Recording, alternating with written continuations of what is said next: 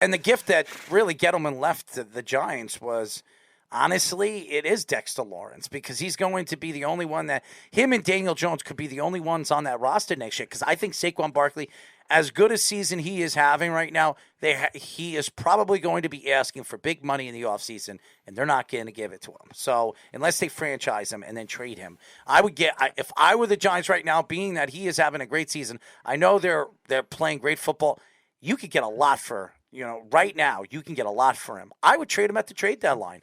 I would get as much as I possibly can for him, because you could still win. Your schedule really, fares for you even without him. So I understand what Giant fans are saying. Well, we can win. Are you really winning the Super Bowl this year, even with Saquon Barkley? The answer is probably no. So I would get as much as I possibly can for right now. He is at a very high rate. He's playing great football right now. I would trade him. You could get a first-round draft pick right now for Saquon Barkley. You could.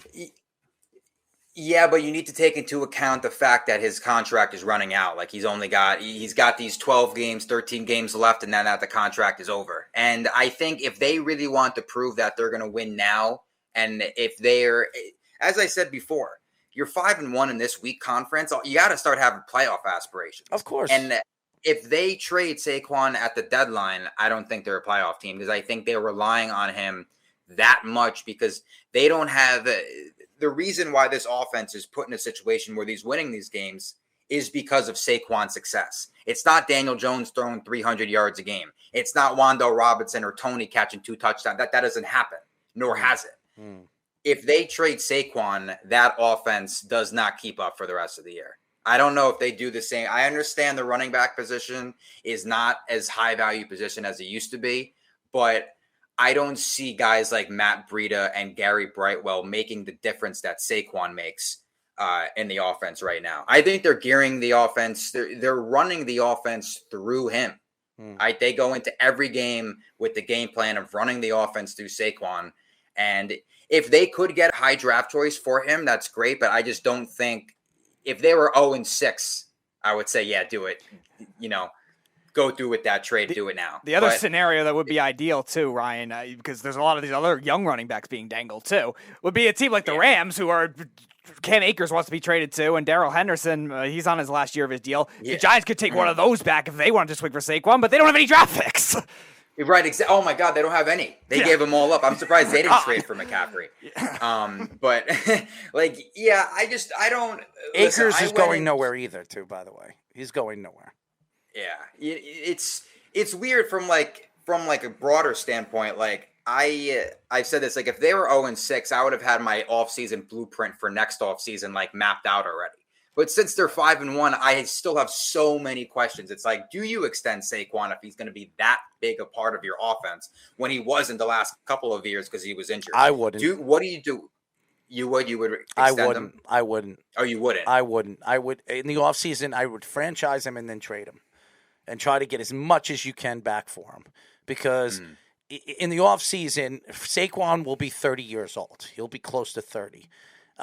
He's at the tail end of his career. I mean, the Giants drafted him the way they did, and everybody knew. And I said this to Giant fans: drafting a running back in the top 3, you have to be ready to win a championship, and they were not ready to win a championship. Gettleman made a big mistake. Now, has Saquon been a bust for the Giants? No, his first year was fantastic. His second year was all right, and then he got hurt, and he hasn't been healthy since then. And now he's 28, going to be 29. He's not a kid anymore. What does he have? 2 more good years in the NFL? You're gonna probably, if you trade him now at the trade deadline, maybe you could get a late first-round draft pick for him. If a team really wants him and he's the missing link and a missing piece that could get a team over the hump, like Buffalo or something like that. Buffalo, I would think, maybe would do that. But if you decide to hold on to him in the offseason and franchise him and then trade him, what are you going to get, a 3 for him? That's all you're going to get for him. At the same time, who knows if they would even trade him at all, whether it's trading him now or trading him. If they perceive Saquon as a big part of this offense even after this year, when he's going to have to sign a new deal, then they're probably going to re-sign him. because they're going to have the cap space too, and they're going to try to sign him to a team-friendly deal. Not too team-friendly. He's going to get some money, but they're not going to want to. Joe Shane is not going to want to absolutely break the bank for him and give him the type of contract that McCaffrey has. But this is his last chance for a big contract. So he's going to want big money. And if he has like a year where he's what's he have 1,400 yards, he's going to be demanding a nice little purse. You're talking about maybe $30 million guaranteed for one of the top running backs in the NFL. He's going to be asking for that.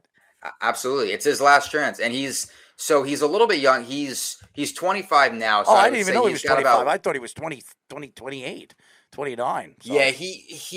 Yeah, but even regardless, I mean, he's got about one contract left for that, of course, for the prime of your career. Yes. Yeah, you're only going to get like the second contract, and then you could get another contract after that. But as far as your prime is concerned, he's got about one contract left. So you're right. He's going to want that big money. No. I just don't. I think a lot of the questions that we have about what to do with Daniel Jones and what to do with Saquon is we need to see what these last 11 games entail, and then the playoffs if they get there. We need to see what, because say they crap out the rest of the year, they don't make the postseason, or they just keep winning. Those are two very different scenarios when it comes to building a roster and fixing a roster in the offseason. Right. Now, I know they have all these the draft picks and the cap space to get the guys that they want because they weren't able to do so this past offseason. But I think they're going to get to a point where if Saquon stays healthy this year and he continues to produce, they're going to have to consider bringing him back, and they're going to have to go into negotiations. And it's anybody's game at that point. If the negotiations work out, they work out. If they don't, they don't. But if Saquon continues this success, they're going to at least have to entertain the idea of extending his contract. They can't just, they can't just stop sign, it's over, you're done. Like they got to at least entertain the idea and go from there. And if it doesn't work out, it doesn't work out. At the end of the day, the running back position isn't as valued as it used to be. But you have to, with his type of talent and what he's been able to do for this offseason, just in this month and a half alone, you have to consider it. You need to consider some move. It's going to be interesting. I'm very intrigued. And could you imagine Dable next year when he actually has players that he can bring in and fit his offense? The Giants could be scary. They could. I mean, I don't know what they are. And I think there's a lot of everything's fallen together. It's been pretty easy for them that everything's fallen together, and that's why I think this could be a jump start for Dable. Or everybody's going to expect Dable next year if they win 11 games this year, and being that the schedule is a little easy this year, and next year they go into the season they only win 7-8 games or 6 games. I mean, Dable's going to have his head because every Giant fan believes that this guy is the real deal. I think he is. I think he's the closest thing to Tom Coughlin that the Giants have had in a very long time, and I think he is the quarterback whisperer, and I'm telling you, he's going to help Daniel Jones. And I believe Daniel Jones, he will get his 5th-year extension in the offseason. There's no way the Giants are walking away from it. And because they're not going to be able to get a top 10 quarterback this year. And I absolutely believe you're going to see a completely different Daniel Jones. But who's he throwing to right now? He's throwing to garbage, okay? Could you imagine when he has somebody out there that can actually catch the ball? I mean, I really believe Daniel Jones is a really good quarterback. I always did. Richie James literally leads the Giants with 189 receiving yards. It's horrible. It's horrible. Yeah. Bad they're Richie James will probably see his role decline in the next couple of weeks because of Slayton's playing a little bit more. Which I literally said for weeks, I was like, can they at least just see what they can get out of Darius Slayton? Like, if all these guys are not going to be healthy, at least play him if you're using a roster spot on him. It's like the Jets with Mims. It's like, can you at least see what you can get out of him? Yeah. If Elijah Moore's not going to be happy and you're going to have to deal with that situation. I'm telling you right now, Ryan, and I'll say it again, Denzel Mims is going to go somewhere next year, and I believe we're going to see a Pro Bowl player. He is too talented. He's 6'3", runs a 4.3, can catch the ball. He has one of the best elevated jumps, that we've seen come out of the combine. What the Jets are doing to him, I understand that he doesn't fit the offense. You should put him out there and see what you have out there. In the 1 or 2 preseason games that he played, he had over 100 yards. He should be out there. And I'm telling you, somebody's going to pick him up. I wouldn't be surprised if it's the Giants or somebody like that. Or just a team that could even just have a big-bodied receiver. He's going to go somewhere, and he's going to be a star. I'm telling you. And it pisses me off because he's a Jet. And it annoys me why the Jets don't use him, but whatever. I don't even want to talk about it. It's amazing how young he is, too. I feel like he's been in the league forever. It's like I feel like we've been talking about, like, I feel like we've been talking about Mims for, like, so long as far as, like, when is he going to play? And he's, how old is he? 23? 24? 24. By next year, he'll be 24 years old. Jeez. I mean, at least, with Mims, at least just see what you can get out of him. You're going to have him be a healthy scratch all the time? Why didn't you trade him in the offseason? Why didn't you trade him in preseason? He obviously wants to play. I'm not questioning his commitment or his work ethic or anything like that. I'm not questioning his talent either. See what you can get out of him. And that's what the Giants needed to do for weeks with Darius Slayton, which is probably why you're going to see a little bit more of him moving forward. Giant fans, I remember when Giant fans thought that he was like another Odell Beckham. Quit it, guys. Quit it, guys. And by the way, Odell Beckham's been seen at the Giant practice facilities. Him and what the safety? What's his name? Oh, he's already back, Landon Collins. Landon Collins. He hasn't been activated yet, but he is on the roster. Landon Collins just signed with them, and I believe I'm not going to be surprised if Odell Beckham re-signs with the Giants. I'm telling you, it could happen. If the Giants are 8-1 or 7-2 in the next couple of weeks, why wouldn't Odell Beckham want to go over there? You have a chance to go back to a place that everybody loved you. You were a god in New York. You were an absolute god in New York. Going back, the crazy fans that would just abusively want to go and watch this guy play. I mean, I have a feeling he is going to be a Giant. I'm just going to throw that out to everybody. Out of all the teams that we've heard, the Rams, I heard Buffalo, I've heard all these other teams. I am telling you, there is a reason why he's been seen at the practice facilities for the last couple of weeks. He plans to, when he is 100% healthy, to sign with the Giants, and he will sign with the Giants. I'll mark my words on that. Mark my words. It is the first time since the Odell Browns trade that a reunion with the Giants has made sense. Yeah, and you could see it with these guys, with Collins and potentially Odell. It's different now because Gettleman's not there anymore. They didn't have a problem with the Giants, especially with Collins. He didn't have a problem with the Giants. He had a problem with Gettleman. I mean, he said he wanted to stay. Gettleman didn't want him. And I think, and I believe Collins recently said he wants to retire as a Giant. So it's a different scenario. They're not coming back to Dave Gettleman's Giants. It's a new era. The Landon Collins signing makes sense if he can fit in if he can fit in that defense as more of a hybrid safety linebacker. That's great. He was great when he was here, and I know the injuries have taken a toll on him the past couple of years when he was with Washington. But this was back in college, and both of them left for me. I was more upset as a Giants fan seeing Collins leave than Odell, just because of the impact Collins made on that defense for a number of years before he left.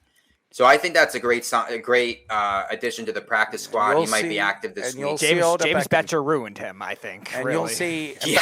By the way, I like before we let you go, I like that kid Bellinger too. He's good. The tight ends. I like him. He's a lot. Good down in the red zone too. I like him. He steps up in the big moments because they weren't supposed to be a heavy tight end usage offense going in. But I mean, when you have no receivers, you have no choice. The Giants haven't had a good tight end offense statistical season since that 1 year of Martellus Bennett. Yeah. Oh yeah, in 2012. Yeah, where he caught, or like the Larry Donnell years where they were just going to him, him and Will Tye. That was that's right. That was the duo. Those are two names I haven't heard in a while. Those are name drops. Yeah. It's great. It is. It's fantastic. By the way, Ryan, thank you for joining us. Obviously, from Elite Sports, New York Giants, and NFL writer. Tell the fans how they can find you on social media. Yeah, definitely. So you can follow me on Twitter at Ryan Honey, ESNY, and subscribe to the Wide Right podcast. We're on Apple Podcasts, Spotify, basically wherever you get your podcasts. You can find us there and find all of our articles for Giants, Jets, all sports on EliteSportsNY.com. Well, we really appreciate you, and we'll have you on again before the season is over. Maybe we see the Jets and the Giants in the playoffs this year. It's crazy. I don't think the Jets are playoff bound yet. Their schedule is so hard, but their schedule gets easier in the second half of the season. I mean, I was telling Speedy, the Jets could be, if they win this week, they could beat the Patriots. They could be going in, playing Buffalo 6-2 and have a chance before their bye week to be the number one team in the AFC. It really is crazy. It is wild time for New York football. It really is. I mean, and you have 3 teams that are playing very good. Buffalo, the Giants, and the Jets are playing good football right now. We haven't seen that in a very long time. And Dawson Knox just likes to ruin it by saying we're New Jersey. Yeah, well, I wouldn't be surprised if Knox is a Giant by the time. I'll take him. I'm fine with it. I don't care, but I'll take Dawson Knox in a heartbeat. Talent-wise, he's probably top 12 in the league. Why not? As long as he can split reps with Bellinger, that's all fine with me. There you Have go. the 2 of them. There you go. But thank you, Ryan. We really appreciate you.